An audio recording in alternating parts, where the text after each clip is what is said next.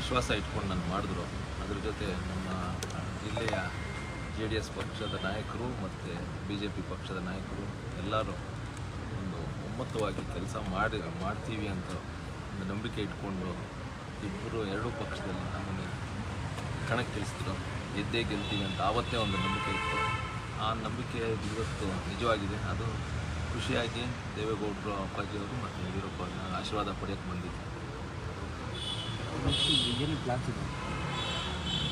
ಮೇಜರಾಗಿ ನಾವು ನೀರಾವರಿ ಯೋಜನೆಗಳು ಮಾಡ್ತೀವಿ ಅಂತ ಒಂದು ಭರವಸೆ ಕೊಟ್ಟಿದ್ದೀವಿ ಜನತೆಗೆ. ಯಾಕಂದರೆ ಬಯಲುಸೀಮೆ ಜಿಲ್ಲೆ ಕೋಲಾರ ಮತ್ತು ಚಿಕ್ಕಬಳ್ಳಾಪುರದ ಚಿಂತಾಮಣಿ ಮತ್ತು ಸಿದ್ಧಘಟ್ಟ 2 ತಾಲೂಕು ನಮಗೆ ಬರುತ್ತೆ. ಅದ್ರ ಜೊತೆ ಈ ಯುವಕರಿಗೆ ಒಂದು ಉದ್ಯೋಗ ಸೃಷ್ಟಿ ಮಾಡಿ ಪರ್ಮನೆಂಟಾಗಿ ಒಂದು ಉದ್ಯೋಗ ಸೃಷ್ಟಿ ಮಾಡಬೇಕು. ಯಾಕಂದರೆ ಬಂಗಾರಪೇಟೆ ಮತ್ತು KGF ಕ್ಷೇತ್ರದಿಂದ ಸುಮಾರು 25-30 ಸಾವಿರ ಜನ ಬೆಂಗಳೂರಿಗೆ ಬಂದು ದಿನ ಕೆಲಸ ಮಾಡ್ಕೊಂಡು ವಾಪಸ್ ಹೋಗ್ತಾರೆ.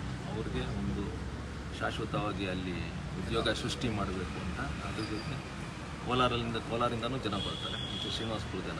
ಈ ಎಲ್ಲ ಕ್ಷೇತ್ರಗಳೆಲ್ಲ ನೋಡಿಕೊಂಡು ನಾವು ಒಂದು ಯುವಕರಿಗೆ ಮತ್ತು ಉದ್ಯೋಗ ಸೃಷ್ಟಿ ಮಾಡಬೇಕು ಅಂತ ಮತ್ತು ನೀರಾವರಿ ಯೋಜನೆಗಳು ಇವೆರಡೂ ಮಾಡಬೇಕಂತ ಒಂದು ನಿರ್ಧಾರ ಮಾಡಿ ಭೇಟಿ ಆಗಿದೆ ಏನು ಹೇಳಿದ್ರು ಸರ್?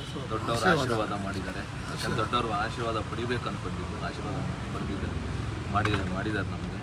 ಏನೋ ಇನ್ನೊಂದು 15-20 ದಿನ ಆದಮೇಲೆ ಎಲ್ಲ ತಿಳಿ ಆದಮೇಲೆ ಅವರ ಸಹಕಾರನೂ ಬೇಕಾಗುತ್ತೆ. JDS ಪಕ್ಷ ಸಹಕಾರನೂ ಅವ್ರ ಮಾರ್ಗದರ್ಶನವೂ ಬೇಕಾಗುತ್ತೆ.